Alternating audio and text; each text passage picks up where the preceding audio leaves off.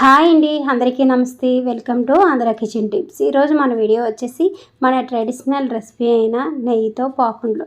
చాలా సాఫ్ట్గా మృదుగా ఉంటాయండి. ఇది తింటుంటే తినే కొలది ఇంకా తినాలనిపిస్తాయి, అంత టేస్టీగా ఉంటాయి. అయితే వీడియో చూసేద్దాం. ఈ వీడియో మా అమ్మ ఉదయంతో కలిపి చేశానండి. ఈ ముందు తీసుకున్న ఆ పెద్ద నోటాతో 3 నోటాల రేషన్ బియ్యాన్ని తీసుకోండి. 3 గ్లాసులు అంటే ఇంచుమించు ఇవి కేజీ ఉంటాయండి కొలతల్లో. అయితే ఈ 3 నోటాలు బియ్యం వేసేసిన తర్వాత శుభ్రంగా 1కి 2-3 సార్లు కడిగి నైట్ అంతా నాననివ్వాలి.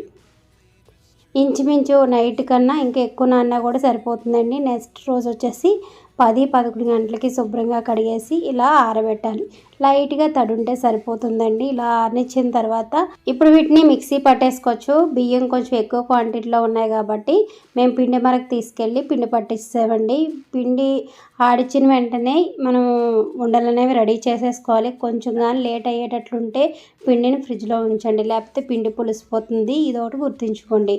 మనం ఆ కప్పుతో 3 కప్పులు బియ్యం తీసుకున్నాం కదండి, 2 కప్పులు బెల్లం తీసుకుంటే కరెక్ట్గా సరిపోతుంది. దానిలో 1/2 కప్పు నీళ్ళు పోసి పాకాన్ని రెడీ చేసుకోవాలి. కంటిన్యూస్గా కలుపుతూ ఉంటే పాకం తొందరగా వస్తుందండి. నీళ్ళు కూడా తక్కువగా పోసుకోవాలి.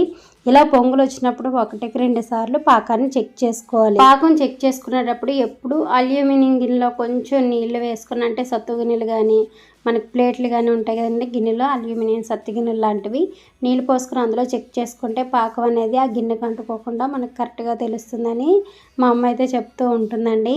నేను ఈ పాకం చేసేటప్పుడే మనం పొంగడాలు వేస్తాం కదండి, ఆ పాకం కూడా ఎలా చేయాలో నేర్చుకున్నాను. తర్వాత వీడియోలో పొంగడాల రెసిపీ కూడా వస్తుంది. ఆ పాకం కరెక్ట్గా చూసిన తర్వాత మనం ముందుగా రెడీ చేసుకున్న తడిబియ్య పిండి వేసుకుంటూ పాకాన్ని కలుపుకోవాలి. కంటిన్యూస్గా కలుపుతూ ఉండాలండి, ఎక్కడ ఉండలేకుండా చక్కగా వస్తుంది. పిండి వేసేటప్పుడు కూడా ఒకేసారి ఎక్కువగా కాకుండా తక్కువగా వేసుకొని కలుపుకోండి. ఈ వీడియో అనేది సాయంత్రం స్టార్ట్ చేసామండి. శీతాకాలం కాబట్టి తొందరగా చీకటి అయిపోయింది.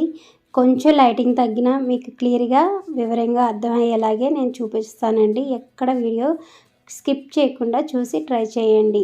ఈ నెయ్యి పాకుంలో చాలా చక్కగా వస్తాయి. పిండి తక్కువగా వేసుకుంటూ కలుపుకోవాలి.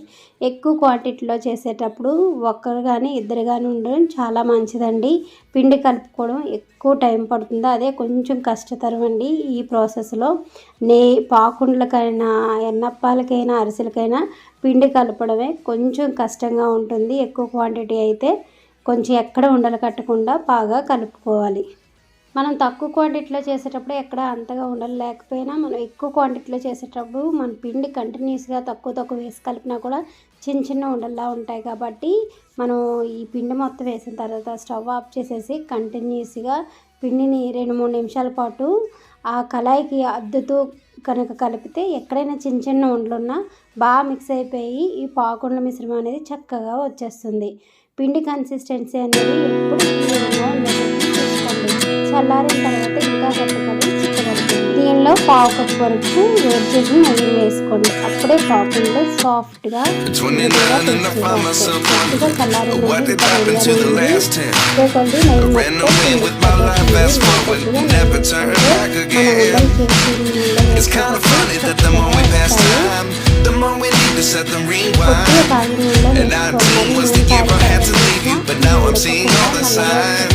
ఉడకడానికి ఎక్కువ టైం